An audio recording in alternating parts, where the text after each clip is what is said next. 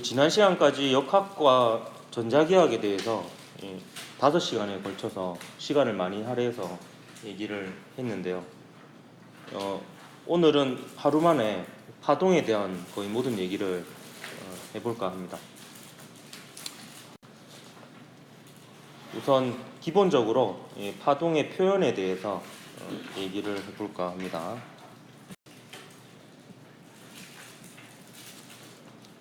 일단 파동이라고 하는 것은 진동이 퍼져나가는 현상인데요. 일반적으로 이제 매질을 통해서 파동이 전파된다고 했을 때 그 매질의 직접적인 이동은 없습니다. 이때 이동이라고 하는 것은 위치가 아예 바뀌어버리는 이런 일은 없습니다. 근데 각자 제자리에서 진동은 합니다. 아예 움직이지 않는다는 게 아니고 제자리에서 진동을 한다라는 뜻이고요. 에너지만 전달이 되겠습니다. 그래서 물질의 직접적인 이동은 없고 에너지만 전달되는 현상이 파동이고요. 그 파동의 종류를 나누는 기준은 몇 가지 있지만 크게 보면 뭐 2가지 정도라 볼 수 있는데, 일단 파동이 그 매질이 진동하는 방향에 따라서 파동의 진행 방향과 매질의 진동 방향이 수직인 파동을 횡파라 그러고요. 그 모습은 대충 이렇게 보입니다. 용수철을 이렇게 바닥에 놔두고 좌우로 흔들어서 위에서 바라보면 횡파의 모습을 관찰할 수 있습니다. 이제 매질에 해당하는 용수철은 이렇게 진동을 하고요. 파동은 이제 이렇게 진행을 하죠. 이게 횡파고요. 그리고 파동의 진행 방향과 매질의 진동 방향이 나란한 파동이 종파입니다. 그래서 종파의 모습은 이렇고요. 용수철을 역시 바닥에 놔두고 앞뒤로 흔들면 진동 방향도 앞뒤고 진행 방향도 앞방향이니까 진행 방향과 매질의 진동 방향이 나란한 파동이 되겠습니다. 횡파의 대표적인 예로는 전자기파와 지진파의 S파가 있겠고, 그 종파의 대표적인 파동은 음파와 초음파 그리고 지진파의 P파 이렇게 있겠습니다. 우리가 주로 보고 듣는 것은 파동에 의해서 보고 듣습니다. 그래서 전자기파로 보죠. 우리가 보는 것은 횡파고요. 우리가 귀로 듣는 것은 종파에 해당이 되겠습니다. 그래서 거의 파동으로 우리가 거의 모든 정보를 입수한다 이렇게 볼 수가 있겠습니다. 거의 대부분은 빛이죠. 그리고 파동의 기본 요소에 대해서 얘기를 잠깐 언급하고 가도록 하겠습니다. 파동을 표현할 때는 크게 2가지 그래프를 이용해서 표현을 하는데, 세로축은 전부 다 변위입니다. 이 변위는 뭐냐면 아까 매질이 제자리에서 진동한다고 했죠. 그다음에 어떤 진동 중심이 있겠죠.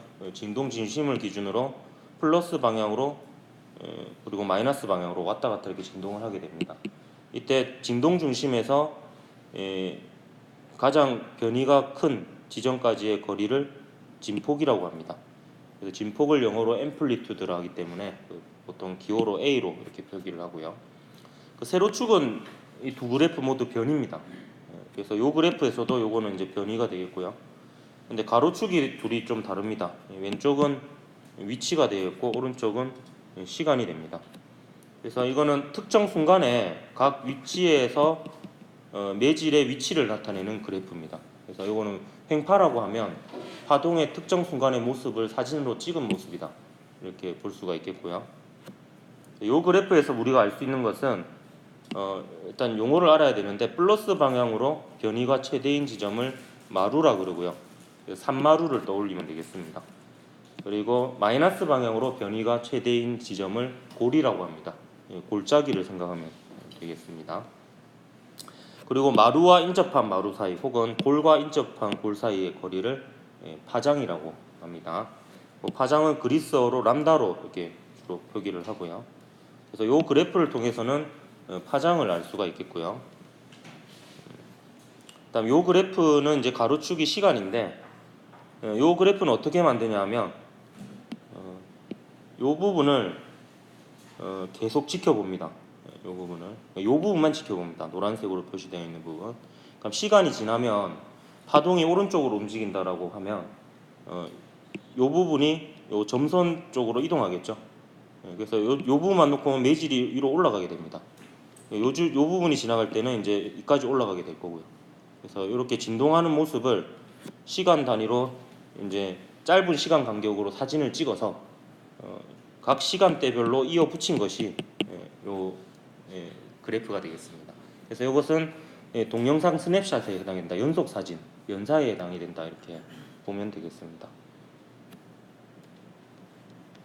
여기서 우리가 알 수 있는 것은요. 조금 이따 제가 설명을 한 번 더 할 텐데, 요 마루하고 마루 사이에 요 가로축은 시간이죠. 요 시간 차이가 주기가 됩니다. 요 주기는 파동이 한 번 진동할 때, 매질이 한 번 진동할 때 걸리는 시간을 주기라고 하는데, 이게 왜 주기가 되는지는 바로 좀 뒤에 설명할 텐데, 그 전에 요 진동수와 주기 사이의 관계부터 먼저 얘기를 하고 설명을 이어나가도록 하겠습니다. 요 진동수는 1초 동안에 파동이 몇 번 진동하느냐가 진동수가 되고요. 주기는 한 번 진동하는데 걸리는 시간이 됩니다. 그래서 이 둘 사이에 비례식을 세울 수 있는데, 한 번 진동하는데 주기가 걸렸다라고 치면 1초 동안에는 F번 진동을 합니다. 한 번 진동하는데 걸리는 시간이 T초가 걸렸다고 하면 1초 동안에는 F번 진동한다, 이렇게 볼 수가 있습니다. 그래서 주기와 진동수는 역수관계에 있습니다. 비례식이 맞죠? 한 번 진동하는데 한 주기 걸리죠. 그 F번 진동하는데 1초가 걸립니다. 진동수의 정의가 1초 동안에 몇 번 진동하느냐거든. 그래서 1 나누기 T는 F 나누기 1 이렇게 됩니다. 그래서 F는 T분의 1 혹은 T는 F분의 1 이렇게 볼 수가 있겠고요. 이때 진동수를 횟수 나누기 초인데요. 그래서 이 횟수 나누기 초는 단위로 치면 그냥 1 나누기 초입니다. 한 번, 두 번, 세 번 이런 거는 물리적으로는 단위가 없거든요. 그래서 사실 1 나누기 초라고 이렇게 볼 수 있겠고, 요거를 이제 헤르츠라고도 합니다. 헤르츠. 헤르츠도 그 과학자의 이름이고요. 전자기파를 발견했고 광전 효과를 처음 관측한 과학자입니다. 헤르츠가.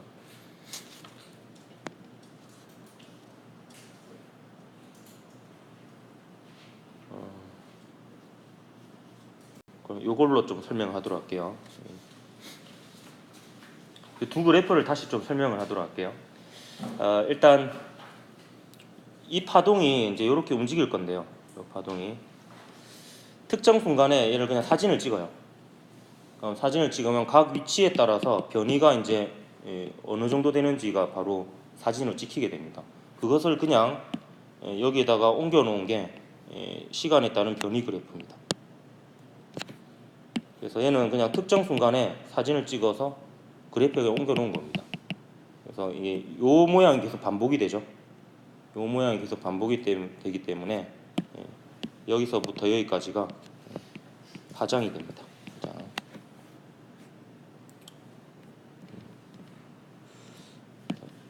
여기서부터 여기까지가 파장입니다.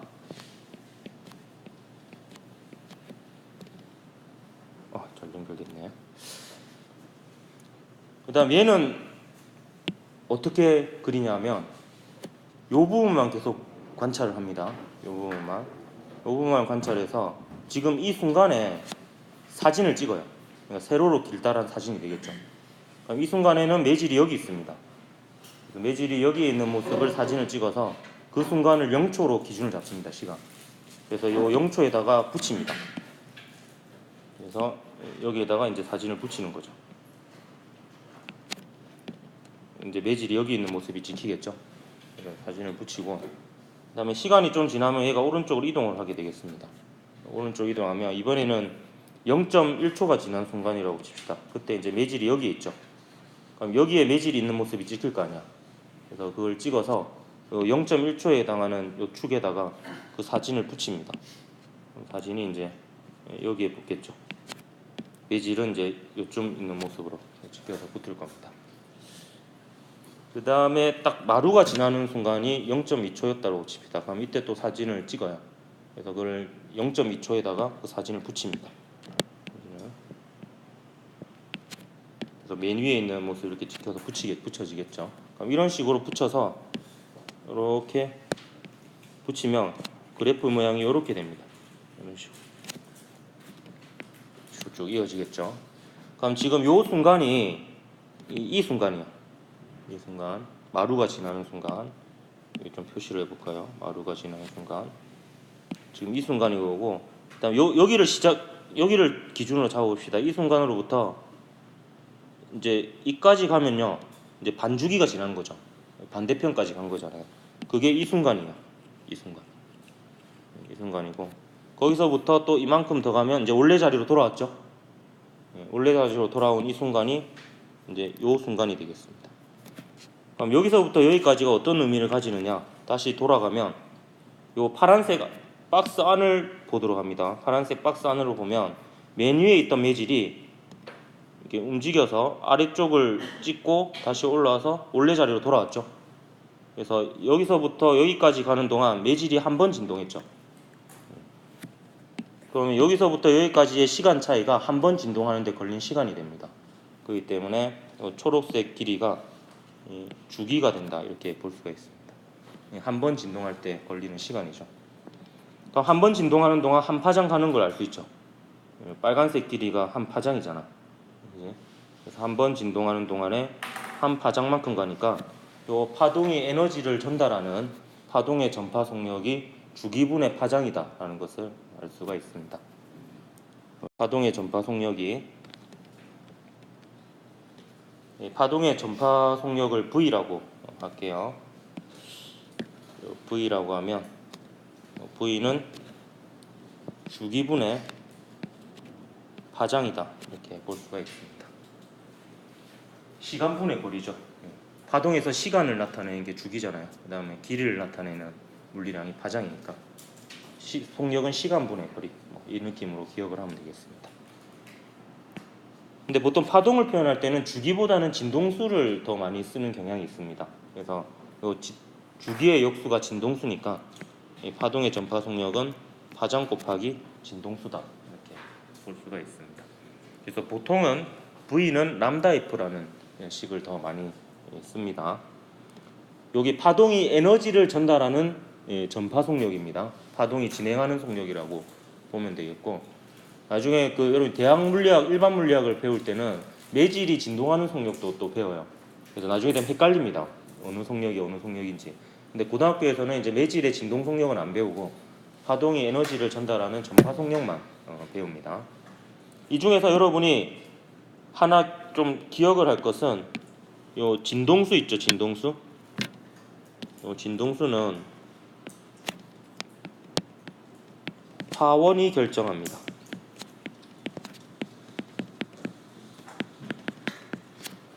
이 파원이라는 것은 지금 제가 얘기하고 있으면서 음파를 만들고 있잖아요. 그럼 제가 얘기하고 있는 목소리의 이 음파의 파원은 제 성대가 되겠죠. 제 목이 될 거고, 그 다음에 TV에 나오는 빛도 파동이잖아요. 전자기파죠. 그럼 TV에 나오는 빛의 파원은 TV에 있는 LED가 될 겁니다. 그래서 파동이 발생하는 곳이 파원이 되는데, 파원에서 1초 동안에 100번 진동시키는 파동이 발생을 하면 얘가 전파되는 동안 매질이 달라지더라도 전파되는 동안에는 계속 진동수가 100Hz로 유지가 됩니다. 파원에서 만약에 1초 동안 200번 진동하는 파동을 만들어낸다. 그럼 200Hz의 파동이 만들어지잖아요. 그러니까 얘가 공기 중을 지나 물속으로 들어가더라도 진동수 200Hz는 변하지 않습니다.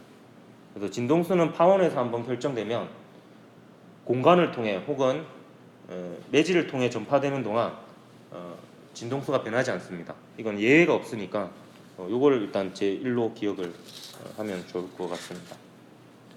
그리고 파동의 전파 속력에 대한 정리를 좀 해줄까 합니다.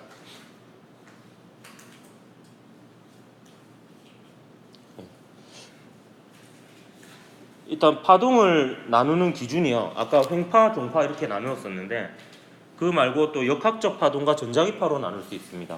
이거는 매질의 필요 유무에 따라서 이 두 가지로 나눌 수 있는데, 역학적 파동은 매질이 필요한 파동이고요, 전자기파는 매질이 필요 없는 유일한 파동입니다.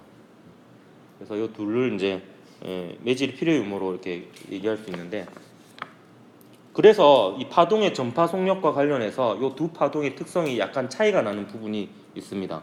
일단 각각 설명하고 비교해서 어느 부분이 차이 나는지를 얘기를 하도록 할게요. 일단 역학적 파동은 여러분이 이렇게 생각하면 돼요. 매질을 통해서 전달되는 파동이기 때문에 기본적으로 매질이 전파 속력을 결정짓습니다. 매질이 결정을 짓고 괄호에서 좀 적어 놓을까요? 진동수와는 관계가 없습니다.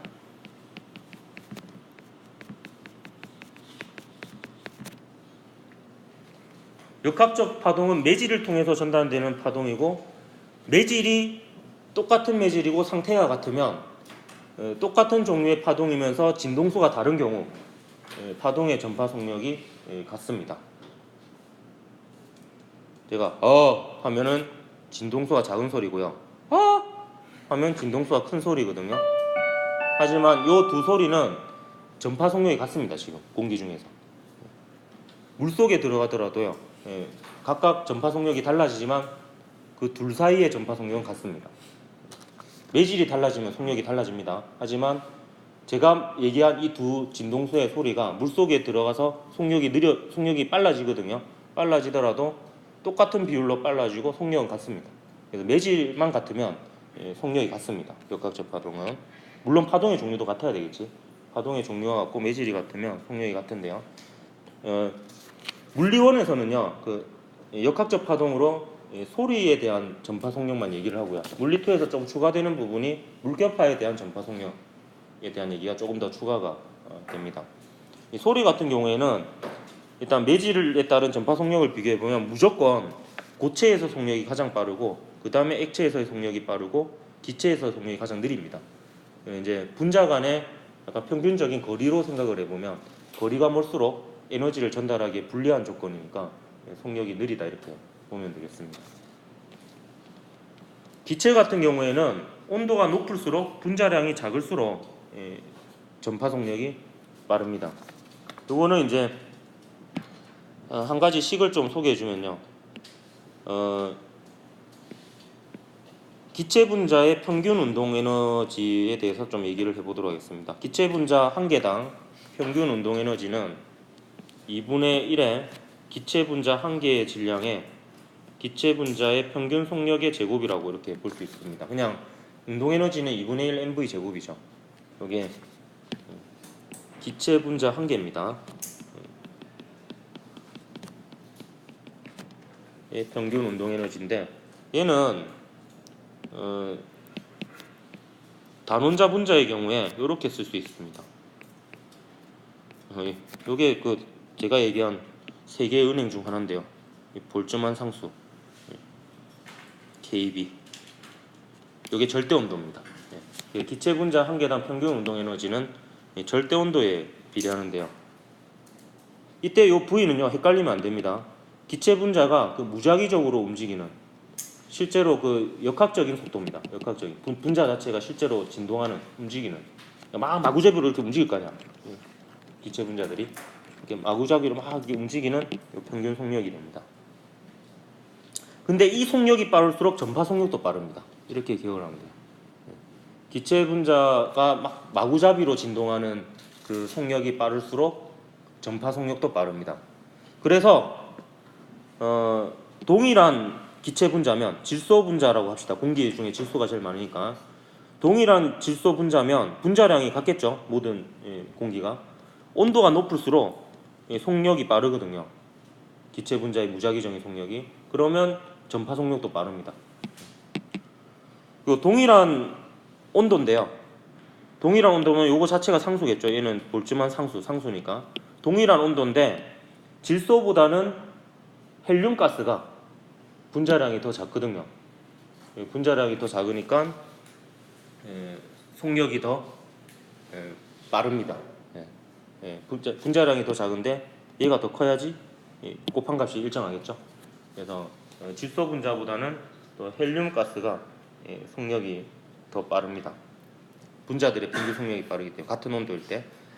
그래서 온도가 높을수록 분자량이 작을수록 기체에서의 소리의 전파 속력은 더 빠르다 이렇게 얘기를 할 수가 있겠습니다. 그래서 헬륨가스 마시면은 목소리가 높아지잖아요. 톤이 높아지는 거가 이게 사람이 이렇게 있으면 이상한데 이 목구멍에서 정상파가 만들어지거든요. 이런 식으로. 그럼 파장은 변화가 없어요. 파장은 변화가 없는데 V는 람다 F거든요.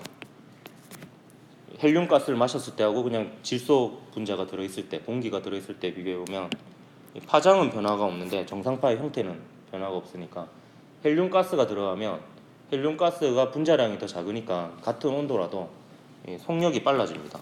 그래서 진동수가 커져서 높은 소리가 나오죠. 자기 목소리보다는. 그런 걸 이제 설명할 수 있습니다. 일단 물결파 같은 경우에는 똑같은, 그러니까 파동이 진행하고 물결파가 이렇게 진행하고 있는 동안에 갑자기 깊이가 깊어지면요, 속력이 빨라집니다. 깊이가 낮아지면은, 깊이가 얕아지면은 속력이 느려지고요. 이런 걸 관찰할 수 있는데, 요거는 이제 이런 느낌으로 기억을 하면 돼요. 깊을수록 바닥과 멀어지니까 바닥과의 마찰에 의한 영향이 줄어든다. 이렇게 보면 되겠습니다. 물결파는 그 물의 표면에서의 속력이거든요. 그렇기 때문에 바닥과 멀어질수록 바닥과의 마찰에 의한 영향이 줄어드니까 속력이 빨라진다. 이렇게 기억을 하면 되겠습니다. 자, 이거는 다 역학적 파동이에요. 소리는 주로 공기 중을 통해서 전달이 되죠. 그래서 진공에서는 소리가 전파가 안 됩니다. 그래서 방음벽에 가장 좋은 거는 진공이에요. 그래서 이중창, 삼중창을 이렇게 달면 소리가 잘 안 들리죠.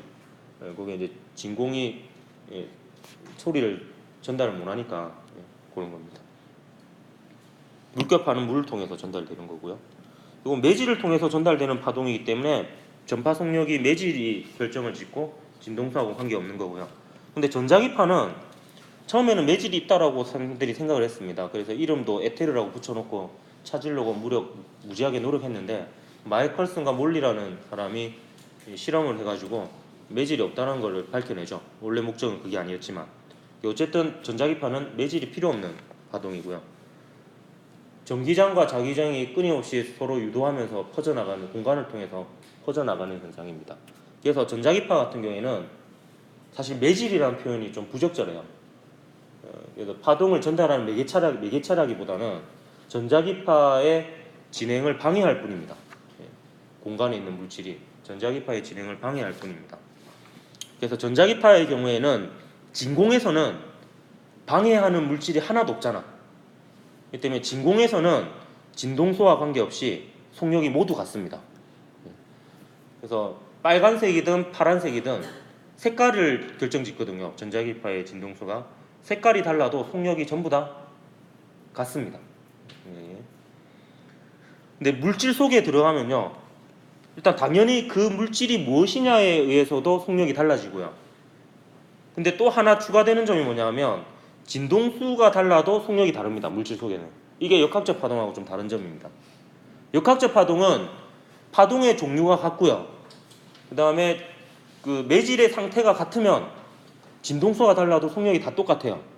근데 전자기파는 진공에서만 진동수와 관계없이 속력이 다 똑같고 다른 물질 속에 들어가면은 진동수에 따라서도 속력이 다 달라집니다. 그거는 이제 그 물질을 통해서 전파되는 게 아니고 물질이 전자기파의 진행을 방해하기 때문인데 진동수에 따라서 방해하는 정도가 다르기 때문입니다. 그래서 진동수가 클수록 방해를 더 많이 받습니다. 이건 전자기 유도랑 비슷한 느낌으로 생각하면 돼요. 전자기 유도가 진동수가 클수록 빨리 진동할수록 유도 전류가 많이 생기죠. 그러면 방해도 많이 받잖아. 자기력으로 방해 많이 받잖아요. 약간 그런 유사한 느낌으로 생각을 하면 되겠습니다. 그래서 전자기파는 물속에 들어가잖아요. 속력이 다 느려져요. 느려지는데 빨간색보다 파란색이 속력이 더 많이 느려집니다. 그런 특징이 있습니다. 여기까지가 파동의 표현이 되겠습니다.